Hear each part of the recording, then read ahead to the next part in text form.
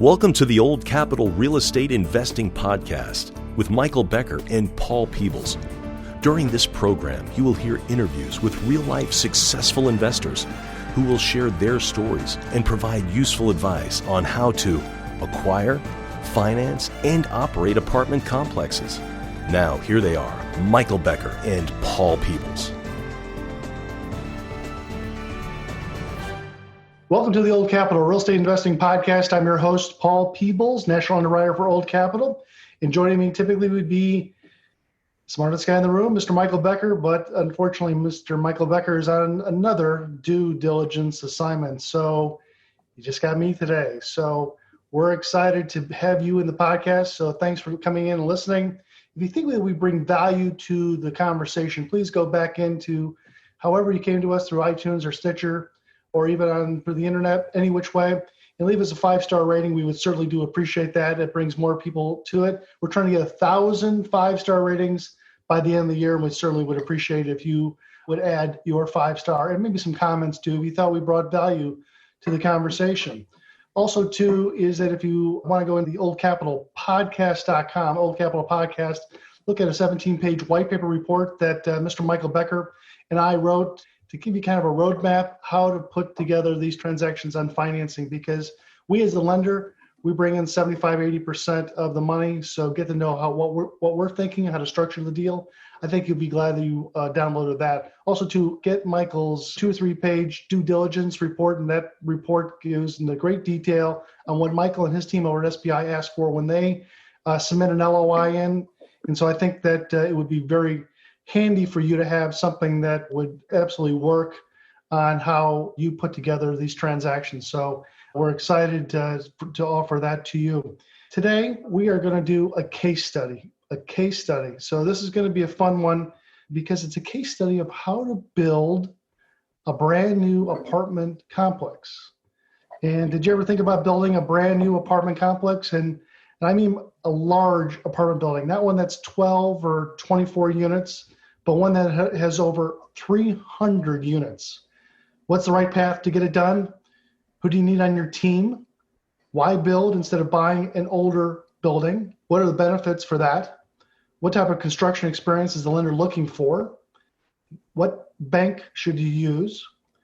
How do you even structure the transaction? How do you raise the equity? Do you buy the land first? How do you decide on how many units to build? Should you do a conventional bank loan or do a HUD loan? What's the difference? Well, today we're going to discuss those very questions. We're going to walk you through a checklist on how to do it. Most of the discussions that we have in the Old Capital Podcast revolve around already built apartment complexes and buildings, properties that have already been producing cash flow with tenants. Yes, some of those properties that we finance were built before you were even born. Today, we help you explore how to build a large apartment complex, what you need to know, how to do it, who should be on your team, perhaps where to build, and another 50 more questions that we'll get those answered for you. Today in the podcast, we have 2 guys that are doing this, and they're doing what you want to do, possibly. 2 guys with a diverse background that have come together to build a team that are in the process of building a $50 million new apartment building in the suburb of Austin, Texas. Not $5 million, not 15, but $50 million apartment complex. And by the way, this is their first one. So right out of the box, we're doing a $50 million transaction. Today, I want you to listen to how they did it and see if that's something you could do. So on the podcast, I want to welcome Beene and Michael Walker with Pilot Legacy Private Equity Group. They are based in Dallas, Texas. Guys, thanks for joining us and welcome to the conversation. Thank you, Paul, for having us. No problem. Thank you very much. Yeah, you may have heard Beene on the Old Capital Podcast. Now he hosts his own podcast called the Pilot Legacy Podcast on YouTube. You want to sign up for that. So if you have a chance to watch that, you want to watch that because he believes in the abundance theory. So he tries to help all. He gives you kind of inside information about what he's doing, how he's doing it. And it's a great podcast to watch. And Lane, if you don't know this, he graduated from the U.S. Air Force Academy. He flew F-16s for over 28 years. He retired as a lieutenant colonel. his side hustle, as he called it, when he was in the military, was real estate. Now he's retired.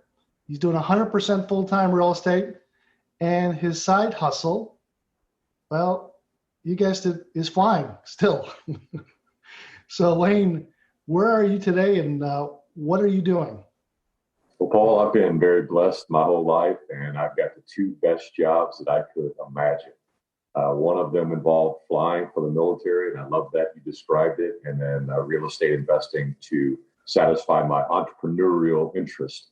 And now that's changed. And so now I focus primarily on my entrepreneurial interest, real estate, and I side hustle flying. And so what that entails in 30 seconds is I hold the punching bag for the top prize fighters in the world. Those are the U.S. military pilots. And I go out and fly and help them train so that they can get better. And I am their punching bag. So I'm adversary air. And today I'm on the panhandle of Florida, flying out of Eglin Air Force Base with our company. And I'll be flying yesterday twice and this afternoon flying against the F-22 Raptors, world-class military pilots and best equipment in the world. So fly, fight, win. Yeah, so you're the guy, as you said, is holding the punching bag. And so the U.S. Military, the F-22s and all the high technology airplanes that the U.S. military flies, you're the bad guys. They're out looking for you and you're trying to jump them and get into a little tussle and a street fight. So what an interesting side hustle that is. So that's very interesting. Also in the podcast, Michael Walker. Michael is a partner with Lane. Michael has been in property management for over 40 years. Starting in 1981, he's managed thousands and thousands of apartment buildings. Michael brings a ton of experience of overcoming several financial crises, from the savings and loan debacle back in the mid-'80s to the Great Recession back about 10 or 12 years ago, and now to the coronavirus challenge. So Michael, thanks for coming on to the podcast. And how did you guys meet? Well, it's interesting. Lane and I met through one of our other partners, Edwin Sosa with Legacy Contractors. Edwin had done some work for Lane, had renovated a couple of properties, and I met him at the Old Capitol conference. We hit it off, and soon we were doing deals together. Yeah, fantastic. So, it's amazing some of the conferences you have to go to actually get out of your chair in your office or at your house and actually go out and meet people. I mean, as Michael Becker says, this business is not going to come to you. You have to go out to the business and create your own opportunities. And I think you just heard there that, one step forward down the road gets you towards building a $50 million apartment building. So exciting. And so also the podcast is the quarterback on the team. He's the guy who brought over $40 million in loan dollars to help build the apartment building. He helped structure the deal for success. And we want to welcome Fritz Waldvogel from Colliers Mortgage up in Minneapolis to the conversation. And so thanks, Fritz, for being with us. Thanks for having me, Paul. So let's get into the discussion. And my first question is, again, this is going to be Elaine, is how many units on this project? Well, we're building 320 units. It's going to be a combination of 1, 2, and 3 bedrooms. And it's going to consist of 13 buildings. 13 buildings. What's the name of the transaction? Right. We're building the Grassdale outside of Maynard, Texas. And that's about 10 miles to the northeast of downtown Austin. So Maynard, Texas. So I've never heard of Maynard, Texas. But you're saying that it's about 10 miles from the central business district of Austin. Is it its own little town, or is it a suburb of Austin? Give me a little bit more background about Maynard, Texas.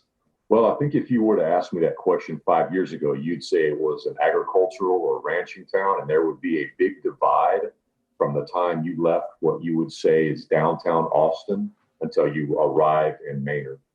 But if you looked at today and you made that drive today, it would almost be a period where you couldn't divide where Austin stops and Maynard begins. And so as Austin has grown because of population growth and job opportunities, Maynard and Austin have joined, just like if you've ever driven the corridor between the I-35, a lot of those towns have just merged together. And so even though people may not have heard about it, it's almost contiguous with Austin is the way I would describe it. And going forward, I think you'll see the city of Austin just kind of in below all of these other smaller communities, and Maynard is one of those. Okay. So we know the name of the projects. We know the number of units. We know where the project's located at. How much equity did you guys have to raise?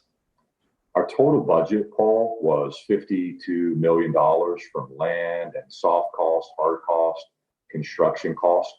And we worked with Fritz and his team to get us about an 82% loan to value. And that equated to raising $12.5 million. Wow, $12.5 million. And so, guys, do you think, and maybe this is for Michael, do you think that you had any additional skills that an average person doesn't have?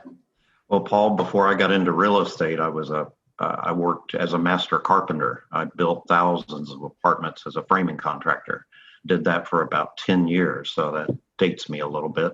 Then when I got into real estate, I did several developments, actually the first 4 with the architectural firm that we chose right now. And they guided us through 4 developments. Then I did a lot of heavy renovation on apartment communities. So before I got into management. Okay. So let's kind of walk through from the beginning is your backgrounds. And so, Michael, again, let's kind of talk a little bit about your background. I want to put it in perspective about 2 people coming together, that the summation of the team, the 2 teams coming together, makes it much more powerful than having somebody just try to do it as one person. So, Michael, give us briefly, again, your background one more time. Well, I've got experience in construction from the ground up. I tell people there isn't anything in an apartment community I haven't physically done. I'm not a great electrician, but I understand it. So then you get into property management, and learning the ins and outs of property management was one of the best things I've ever done, because it teaches you from the inside out what has to work for the machine to work properly. We do a lot of renovations, and my background in construction helps me not just to understand that siding needs to be replaced, but how come it has to be replaced? What underlying, things are we going to find? So I go into a building and I try to figure out how it was built. I drive my wife crazy that way, and everywhere we go. Lane has a phenomenal detail-oriented mind, and through this whole process in the last 2.5 years, we probably averaged talking 5 to 6 days a week, and we'd bounce ideas off of each other. And if it didn't pass the Lane test, it certainly wasn't going to pass Paul Peebles or Fritz's test. Great. So, Lane, say a nice thing about Michael. What makes Michael a good teammate to have?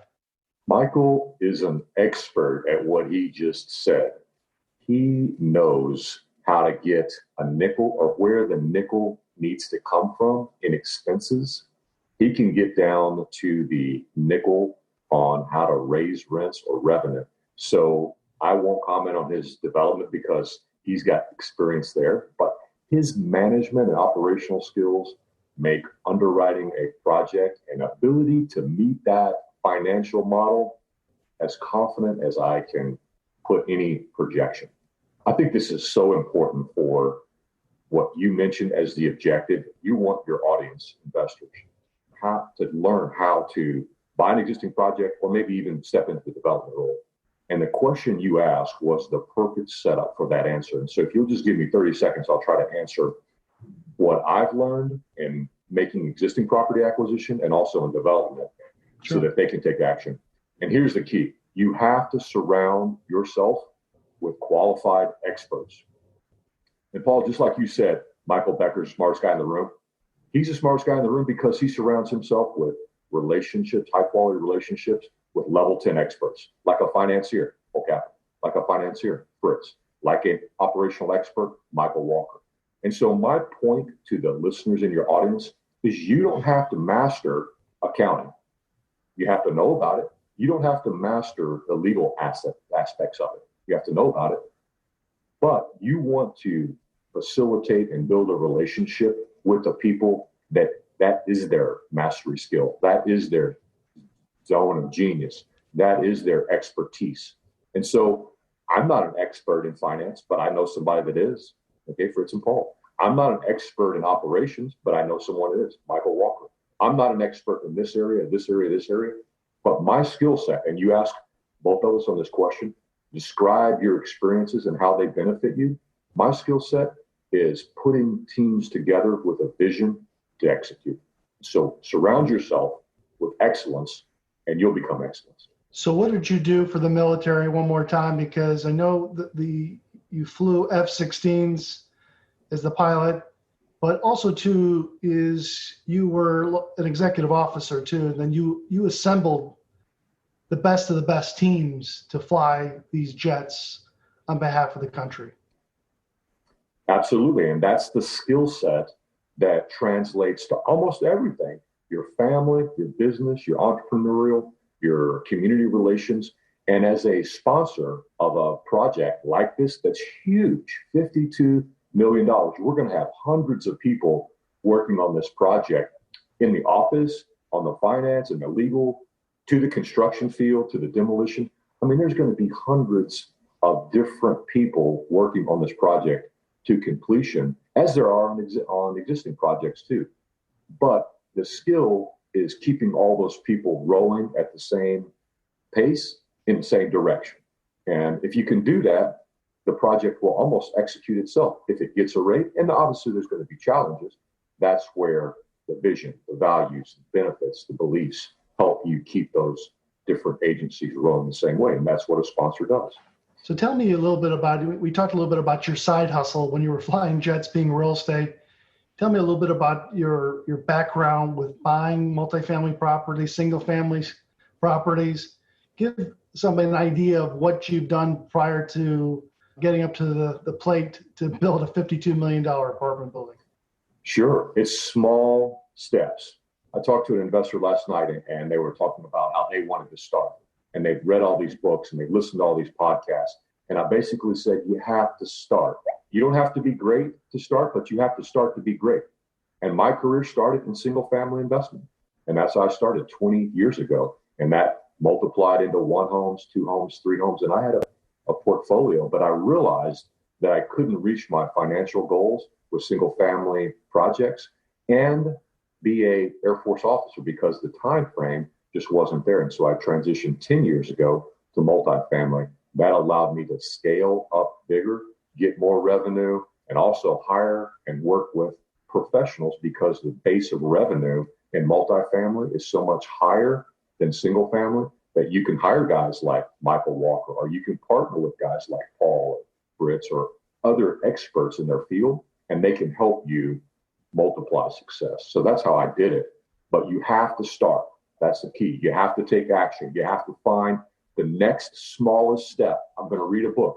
I'm going to make a phone call, or I'm going to go visit a property. Even though I may not be fully confident that I have that skill, I'm going to take a step and I'm going to learn it. And then the mistakes I make, I'm going to go back and learn. I'm going to go back and talk to an expert, and then I'm going to take another step. Take action. Yeah, you didn't just start off trying to build, a $50 million property with one bite. You started with baby steps and worked your way up. But whatever that you touched, you were kind of a master at what you touched. In fact, on a smaller property, you won Apartment Owner of the Year in Tarrant County, which is really Fort Worth. You got Dallas and Fort Worth being on the west side of the airport, big, huge, millions of people over the Fort Worth area, but you won Apartment Owner of the Year. What was that like? Well, again, I was just really excited about this project, and it was a project in a developing submarket, a really exciting area, and I just had a vision for it. And I'm telling you that when I signed the paper for that, I just thought, I remember signing, I inked the last dot there in your office, and I thought, what have I got myself into? And it was a challenge, but it worked out good. And the reason that I can give credit is to guys that I've worked with, like Paul, Michael, Edwin, and these other professionals. I was just very blessed to be associated with these people. And that's the key, in my opinion, okay, from what I've learned, is you're not an expert. I'm not an interior designer expert. I kind of have a vision, and I'm working with other people to put budgets together and construction materials. And then they just line up. They're experts. When you work with professionals, they make you money. When you work with amateurs, they cost you money. And that's a lesson, unfortunately, that I've written down several times. But that's what I try to do now. And we're working on a great project in a great market. We're going to have a great innovative technology in it. And I'm working with great people. And it's just a benefit and a joy to be able to do that and see a project come to success like the one that you're referring to. All right, let's talk to Fritz a little bit, and he's going to kind of help us walk through, financing of the property. Now, again, this property that Lane and Michael are working on, this is a property that is not built yet. It is being built. They've actually broken ground on the transaction. They funded their loan. They've already bought the land, and so they're going vertical as we speak. And so the question really is for you, Fritz, talk a little bit about having experience. Can you go from owning a 150 unit building that's 25 or 30 years old to actually building a brand new 320 some unit building? Tell me what the lender is looking for on something like that. I would say, I think Lane touched on a little bit, and Michael, it's about building a team. And, when we looked at it and we, talked to, this is a Hud Mortgage, they were really interested to see the whole team aspect. Obviously, Lane and Michael have a lot of experience throughout the multifamily industry, but this was their first ground up development deal that they partnered on. And so I think it was really important that, as they were putting their team together, that they had picked some partners that both had a lot of development experience on the construction side as well as on the architect side. So both the partners that they picked had a lot of experience. And so I think that pulled a lot of weight. That kind of completed the whole group that really created a successful project. I think that putting the team together is probably number one, because if Lane or Michael had come in through the front door just by themselves, I think they would be challenged trying to get it done. And I use the analogy is that I've never been a member of a golf club, a country club, just because they probably wouldn't have me as a member. But if I came through with other guys that were affiliated with the country club, that had a good reputation, that kind of knew the ins and the outs, if I came in on a recommendation from them, I would probably be able to get into that country club just because I built those relationships with those folks. And when the people were making the decisions, they thought about those folks before they thought about me. So I think that's how to do it. Is I think you're right. Putting the team together before you look to do a deal is probably the best suggestion. So you mentioned one thing, is this loan is an FHA loan, a Federal Housing Authority loan, a HUD loan. So Fritz, give me kind of an idea what the difference is between a conventional construction loan and a HUD loan, and why would you choose either one of them? Yeah, so the conventional loan, you generally it's a shorter term, just to get through the construction period, and then you need to get refinanced out. Usually that term it can be anywhere from 3 to 5 years. So there's a little bit of refinance risk of once you complete the project, stabilize it, you refinance it, with an agency or with another bank, whatever route makes the most sense at the time. The HUD program is different. So the 221T4 program is the technical name, and it's actually a 40-year term, and it's fully amortizing. And it's also a construction to permanent. So it starts as a construction loan, and then it converts to permanent once the project's complete. And you lock your interest rate, up front. So there's no refinance risk. It's basically a 10, 9, 8, 7, 6, 5, 4, 3, 2, 1 step down, and then it's open at par after that. So it takes a lot of the refinance risk. So say you go into construction, you underwrite up today, say 3.5%, 3% interest rate. On the agency side, in 2 years from now, once the project's complete and ready to be stabilized and refinanced, you don't really know where interest rates are going to be, and that can really impact returns. I think the benefit of the HUD program is that you lock your rate right up front, and when you're done with the construction period, it's the same loan and it converts to permanent. A lot of things in there. Let's see if we can break it down into some smaller packages. So let's go, when everybody thinks about building an apartment complex, sometimes they think about, I'm just going to go into the bank and I'm going to try to get a loan from the bank. And typically a bank that if you don't have experience and the team is not put together, the bank is not going to want you to do a 320 unit project. They're going to want you to do a 12 unit project or a 24 unit project. They're going to give you a little bit of a taste of building a large project, but they're not going to fund a large project without having some multifamily experience in your past. Second thing is they're not going to require you to put X amount of dollar down. They're going to want you to put Y down. And then that Y typically is anywhere with a bank thing could be 35, 40% down. So it's a large down payment that the bank is going to require you to put into this transaction. So much larger than just doing a regular transaction. It's much more risk with a construction loan, because think about it, the property's not stabilized. We're working off pro formas of what we think it's going to be in the future. So they're going to want to make sure that you are on the hook too. So not only do you have to put lots of cash into the transaction, but they're also going to want to it's going to be a recourse loan. So they're going to want to take an interest in your balance sheet or your wallet that's in the back of your pocket. So they want to collateralize not only the real estate, but also make sure that in case something does happen, that you have a fat wallet to cure any of the problems that may come up. And then just like what Fritz was saying, a low interest rate, but not the lowest interest rate, because it's not backed by the full faith in government. So you may get a bank loan, maybe at 4.5%, 5% in the deal, interest only for the period of time. But then that loan has to be taken out of the construction loan and then converted over to a permanent loan. So you have interest rate risk in case interest rates went up during the period of time that you were under construction, and now you have to refinance with maybe a higher rate. Now these days, rates are fairly low, but in the future they may go up. But that's a risk that you have to take on the transaction. Now the benefits are for the bank loan is that it's going to take a shorter period of time to close.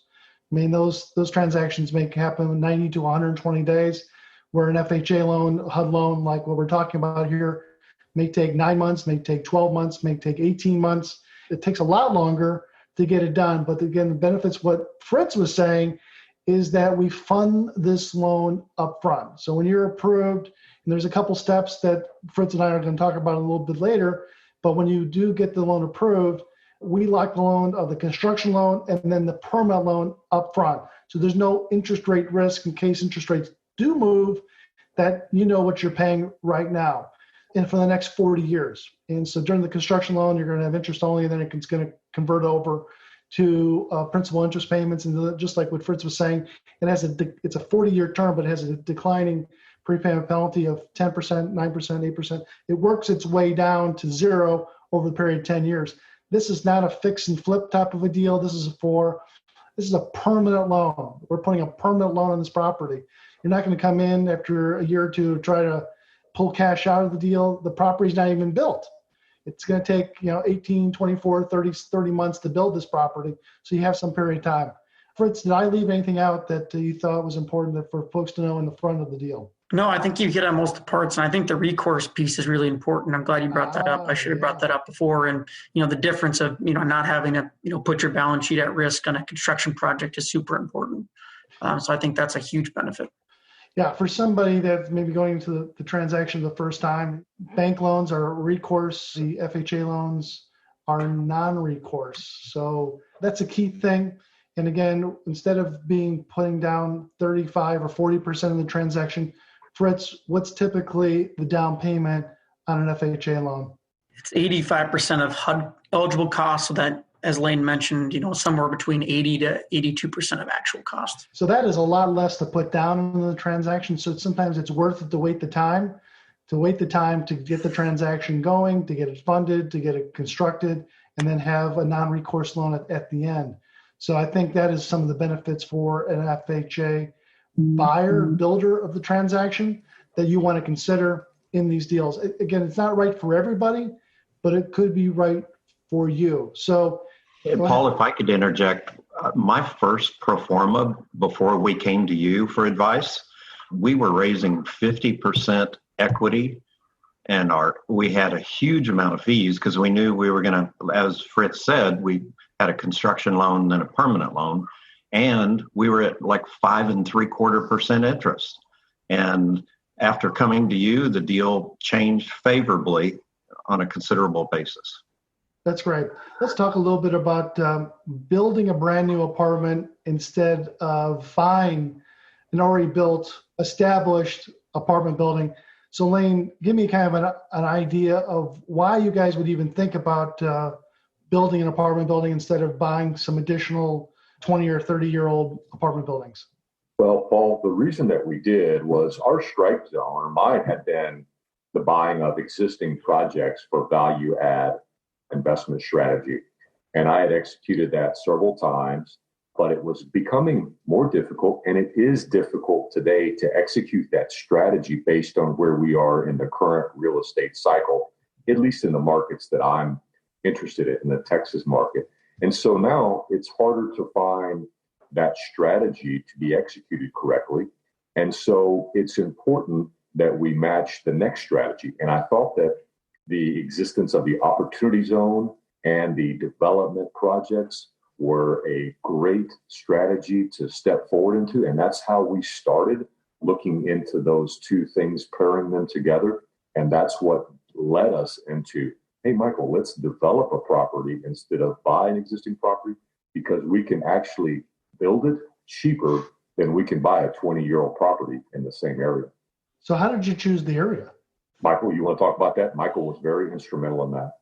Well, we said early on we wanted to be in the progress of growth. We wanted to be in areas where employment was growing, commutable areas to some of the major cities.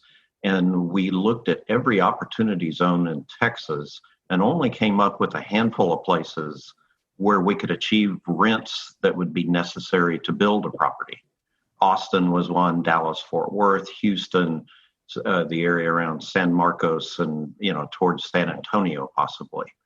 So we went on CoStar. We started talking to real estate brokers. We went to their website. We found hundreds of available parcels of land and then started driving.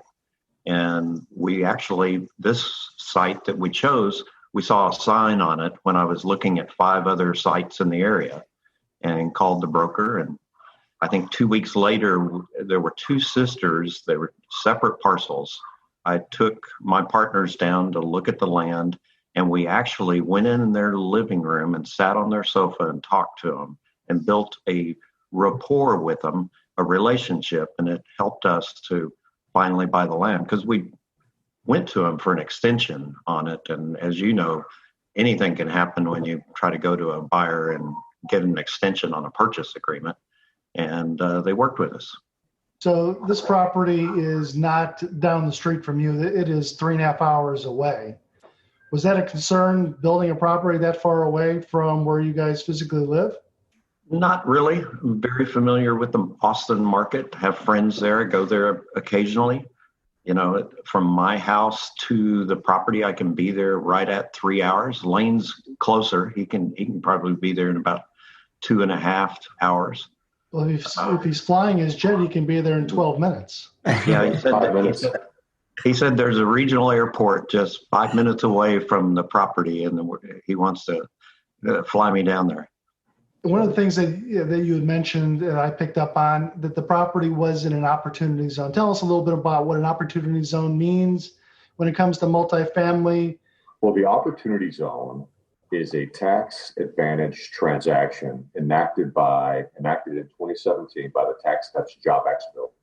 And what it allows investors to do is have a capital gain reinvested into an opportunity zone business. That business can be a car wash, it can be anything really. And in ours, it's a multifamily project. So that's an opportunity zone. And it was just created. And so we were looking to try to pioneer that tax incentive. For your real estate audience, Paul, this is very similar to a 1031 exchange, allowing you to defer taxes. And there's some specialties with it. But basically, it is more flexible, it is more convenient, and it offers more advantages. And it's called an opportunity zone. And it pairs perfectly with a development project. Was there a lot of properties that you were looking at? Were they all in opportunity zones, or was the opportunity zone just kind of the cherry on top of the deal, and that's what attracted you to it? Well, our initial push was to look at development, but then the more we found out about opportunity zones, the more interest we felt like we could raise equity and we could raise interest from other investors. Of our $12.5 million, about half or a little less is reinvested through opportunity zone tax advantages. Not all the money, but a lot of the money is. And I feel like that was an incredible draw to this project.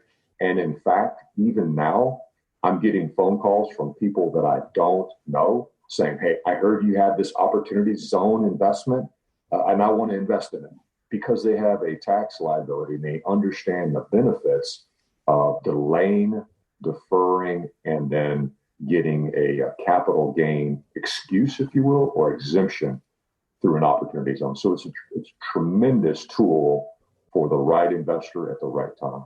Yeah. So one of the things is that you have to be in that project for at least 10 years. And so that kind of lined up with you and HUD, because again, that HUD has that 10.9876. It has the declining step down prepayment penalty. And so when it becomes time to sell the property, you'll have no prepayment penalty on it if you guys do want to sell it at year 10. So this is a long-term horizon. This is not a short-term horizon. This is for folks that maybe want to invest, not only want to take advantage of the tax implications in the opportunity zone, but eventually, after you get this property completed, want to get a yield on their money to kind of supplement maybe some of their retirement funds, that fixed income portion of the retirement funds, that interest rate returns keep going down, and you're going to be able to pay them a rate of return as a yield on that. They're 2-3 times what they would be making on a fixed income piece of the deal. So that's great. The other piece that I want to ask Fritz about is concerns in this market right now. I mean, we're going through this COVID deal. A lot of properties are being built. Any concerns about where we're at in this real estate cycle, Fritz, or any concerns about their business plan that you uncovered? That's a great question. And, when we were closing this deal a few months back as we record this podcast, it was really right in the middle of when the COVID-19 crisis was going through, and, people were working from home. And so that was a challenge. But I would say in terms of the actual business plan, because it's a ground up construction deal, we didn't really have to worry about the near term risk in, rents and collections, because it's really not going to be ready to go for, 18 to 24 months. So that, allowed us to look at the long-term demographics for the Manor and Austin area. And I think that got everyone comfortable. We just wanted to make sure in terms of the contractor is probably the thing that we had to look into the most, and make sure there wasn't going to be any issues with, staffing or supplies because of COVID. But I think in general, because of the long-term aspect of the development deal, it wasn't as big of a concern as, say, if you're buying an existing property. So you mentioned a thing about the general contractor. This has to be kind of a specialty general contractor. This is not a guy that used to build homes last week and now wants to build a 300-unit apartment building today. You really need to find a general contractor and an architect and a property management company, everybody that has some level of experience of building these large properties, that has experience of working through FHA, working through the HUD program. How much weight do you put into having these vendors that are part of your team and their experience level, Fritz? Quite a bit. That's a really important piece with HUD, is they want to make sure, say if the main developer doesn't have a ton of, HUD experience or development experience, they really want to have you create a team with folks that have experience and HUD has had success with in the past. And so the team that they put together really had not only a lot of experience in general, but a lot of HUD experience, and that pulled a lot of weight. There's a lot of reporting aspects with HUD on the property management side, as well as the general contractor side, as you go through the process, and it can be a little labor intensive. And so they want to make sure that, they've been through that process previously. So that is such an important piece. Again, you're not finding some guy that was building boat docks and single family homes. You're looking at folks that this is what they do. And so I think your general contractor has built 25, 50 large apartment buildings. Is that correct, Lane? Yeah, I think he's got that. And I think the majority of those have been through the Hud programs. They're very experienced and they're building in this area. They're building the size. And so they're experienced in the market, the size, and in the financing aspect of it and the compliance portion, just like Fritz said. So, yes, they are. And that's one of the primary reasons that we selected strategic construction. Michael, talk a little bit more about the area that you guys are building in. Again, tell us a little bit about, if some people don't know about Austin or this specific submarket, tell me a little bit more about this area. Well, Austin has been on our radar for a long time. It's, I think U.S. News and World Report said 3 years running it was one of the top place in America to live. Corporate relocations are still happening there. We just strongly believe in it. Even though local Austinites will tell you there's a lot of traffic, being with the new loop, Highway 130, the toll road on the east side was a big factor. They developed the toll road 290 east that goes right in front of our property. So we like the highway infrastructure between Dallas, Fort Worth, and San Antonio. Manor was kind of a hidden gem because if you look at a map of Austin, it's kind of in the middle of a sea. And Austin is built up, Round Rock and Georgetown to the north, but not so much Manor and East Austin. A lot of it was because infrastructure. They didn't have water and sewer capabilities in through there. There were floodplain problems that they had in prior years. But they've solved the infrastructure problem with development. They've stopped a lot of the flooding issues back in that area. So, it's a perfect storm. It's in a great location with great highway access. And, again, as Lane said, it's 10 minutes away from the central business district. It's just a few minutes east of the I-35 corridor that is nonstop from south of Austin all the way up to Georgetown. So you guys are in an opportunity zone. Fritz, what was the take from HUD having a project in an opportunity zone? Was there any feedback from them about that? Were they positive, negative, indifferent? Yeah, it's definitely a positive with HUD. They actually do two things. When it is in an opportunity zone, they'll drop the application fee, which is usually 30 basis points to 20 basis points. So you get a little bit of savings there, as well as they'll assign a senior underwriter to the transaction to, hopefully expedite the process and make it go a little bit quicker. So, that's definitely something that they view as a positive in construction projects. So Lane, let's walk a little bit into the project itself. And how much land did you guys buy on this purchase from these two little ladies? And talk a little bit about the structure of the deal. Right. Well, we found the plot, like Michael identified. It was two different sites, and the total land was just short of 19 acres. And it's positioned with about 1,000 feet along Highway 290 for retail space. And so when we bought the land, Paul, and this is one of the different concepts from buying existing, is the land was zoned for agricultural use and had been for a long time. And so we had to take a risk to buy that land and then get it rezoned. And so again, we're working with the city. We're cultivating that reputation and relationship with city officials, selling them our idea, selling them our project. And so that was a risk that we took, buying the land as agricultural land with the intent to rezone it or entitle it for multifamily use. And so that's an important step that's not normally necessary in the existing project. Did you have to pay for the land up front before it was entitled? We did.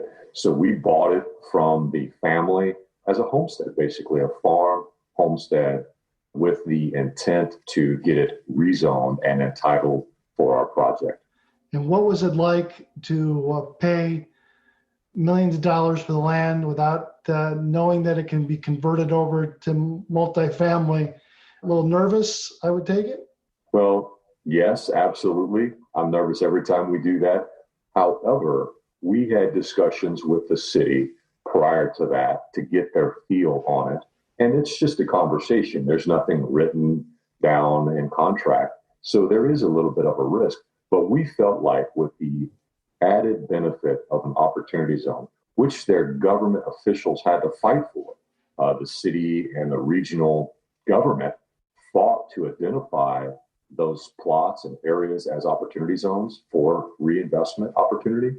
And so we felt like that would kind of give us that confidence to buy that land from that family and then hopefully get it entitled correctly. And it was a unanimous decision at City Council. And so we felt like that was the right call. So a unanimous decision from the period of time that you bought the land to the time that it was entitled. How long of a time was that? We actually wound up closing on the land in May of 2019, and we finally got a final zoning approval in July. So we were in the process while we were purchasing the land. Yeah, you were going down the pipeline. Right. And one of our main investors is a partner of ours. He put up a substantial amount of money, knowing he knows Austin very well, and he knew that if we were unable to get it rezoned, he could still sell the land and make a profit. In fact, we had an offer right before we went for the final zoning hearing. Person offered us $1 million more than we had paid for the land. So we felt very good about it. And once we got it rezoned, it's, we've had people approach us and just said, no, we're so far in the process, we're not interested. I will say that one of the things that the land had that slowed us down a little bit was the surveyor noted that there was a wet area in the middle of the property. And so, as you know, we had to go through a lengthy process to get HUD feeling more comfortable with that supposed wetland. So it took several steps that we had to go through to do that. We have since turned that around. We kept saying, okay, we'd like to harvest rainwater. Well, that's easy to do. You tie in your downspouts and you tie it into your irrigation system. And we kept saying in our development meetings, what if we harvest the stormwater? Because that wetland is coming from the land to the north of us. It's draining right through our property. What if we harvest that? And after being told no about 10 times, they finally said we could do that. So we've developed a system where we have a lake at the bottom, a detention pond at the bottom. We're going to utilize that water to irrigate our property. Wow. It's amazing what engineers and working with the Corps of Engineers that you have to do that because you're talking about having water on your property. Right. Of how to put that together. I mean, when you're building a property, you don't just do the due diligence and how the tenants are doing and what they're paying. You have to go a little bit more deeper to find out if the property's in a flood zone, if there's an area that's below the water line, if there's water that's standing to the property. You have to do soil samples to make sure that if you're building on solid footing to the property, you got to make sure the utilities are able to be delivered to the property itself, whether it's water or gas or electric, and figure out what the costs are going to be to bring those and where that comes from. Was there very much competition of other multifamily properties that are being built in this little small town? Again, how big is this town? The town itself is not very big, but it's about to explode. I mean, yeah. We're talking about doubling in population very quickly. There was one property that they already leased up. They broke ground. They were ahead of us. So they kind of tested the market for us and they leased up very, very quickly. That's great. Hey, listen, I'm going to call it right here. And then this is going to be part one. We're going to go to part two here in a few minutes. But I want to end it right now at part one. And then part two, we will handle a little bit of the intricacies about how to raise the equity, talk a little bit more about the debt, talk a little bit more about the construction, and kind of give you a checklist. So again, I want to end it right now. So Michael Walker, thank you. Lane Beene, thank you. Fritz Waldvogel, thank you. And this is going to be the end of part one. Look for part two coming up. We appreciate everybody watching the Old Capital conversation about building an apartment complex. Thank you. Thanks for listening to the Old Capital Real Estate Investing Podcast. Please join us at oldcapitalpodcast.com to sign up for our weekly email updates. We'll see you next week for another great interview.